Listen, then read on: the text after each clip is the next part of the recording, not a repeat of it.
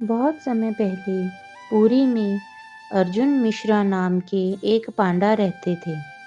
वह प्रतिदिन भगवत गीता का पूर्ण पाठ करते थे। गीता के अध्ययन में अपना बहुत समय व्यतीत करने और अटूट आस्था के कारण स्थानीय लोग उन्हें गीता पांडा कहते थे। वे भगवान जगन्नाथ जी के परम भक्त और आत्मा से समर्पित थे। हर इच्छा, हर बात प्रभु पर ही निर्भर थी। कुछ भी घटित होता, वह उसे भगवान की इच्छा मानकर स्वीकार करता था। गीता पांडा पर किसी भी बात का कोई प्रभाव नहीं पड़ता था। अत्यंत गरीब होने पर भी भीख मांगकर जीवन यापन करता था। एक बार पुरी में लगभग एक सप्ताह तक भारी वर्षा हुई और गीता पांडा के लिए भीख मांगने के लिए बाहर जाना संभव नहीं रहा। उसके पास जो थोड़ा बहुत भी भिक्षा बची हुई थी, वो भी खत्म हो गई। उसको और उसके पूरे परिवार को उपवास रखना पड़ा। फिर भी गीता पांडा विचलित नहीं हुए। उसने प्रतिदिन की तरह गीता का पाठ करते हुए प्रसन्नतापूर्वक अपना समय बिताना आरंभ किया। उनकी पत्नी उन पर बहुत क्रोधित हुई। उन्होंने उन्हें खूब खरी खोटी सुनाई। जब तक तुम बाहर जाकर भीख नहीं मांगोगे, तब तक तुम्हारा परिवार कैसे चलेगा? हमारे 3 बच्चे हैं। अगर तुम बाहर जाकर उनके लिए कुछ नहीं लाओगे, तो वे मर जाएंगे। गीता पांडा अविचलित रहे।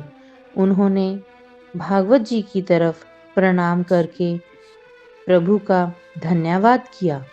अपने पति के व्यवहार से वह और भी क्रोधित हो गई।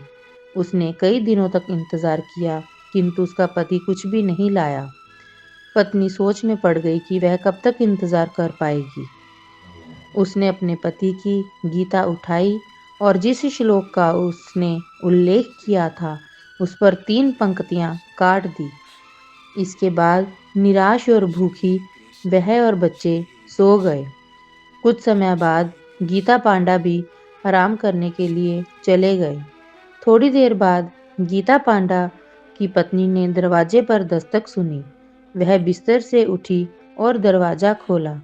वहां 2 बहुत ही सुंदर लड़के खड़े थे और वे अपने साथ खाने की कुछ सामग्री लाए थे। ब्राह्मणी उन बालकों को देखकर बहुत आश्चर्यचकित हुई। उनमें से एक का रंग सांवला था और दूसरे की त्वचा दूधिया रंग की थी। सांवले लड़के ने ब्राह्मणी से कहा, कृपया ये खाद्य सामग्री स्वीकार कीजिए, जो गीता पांडा के मित्र ने भेजी है। कृपया इसे पाकर जी भर कर खाइए। ब्राह्मणी इन सुंदर लड़कों को देखकर बहुत प्रसन्न हुई। उसने विनती की कि वे भोजन तैयार होने की प्रतीक्षा करें और प्रसाद ग्रहण करके जाएं। लेकिन लड़के ने उत्तर दिया, जी हाँ, हम आपके और आपके अच्छे पति के लिए प्रसाद ग्रहण करना चाहते हैं, किंतु मेरी जीभ 3 जगह से कट गई है, जिसलिए मैं कुछ भी नहीं खा सकता। गीता पांडा की पत्नी ने सभी सामग्री भंडार गृह में रख दी और अपने पति को अपनी खुशखबरी सुनाने के लिए बुलाने लगी।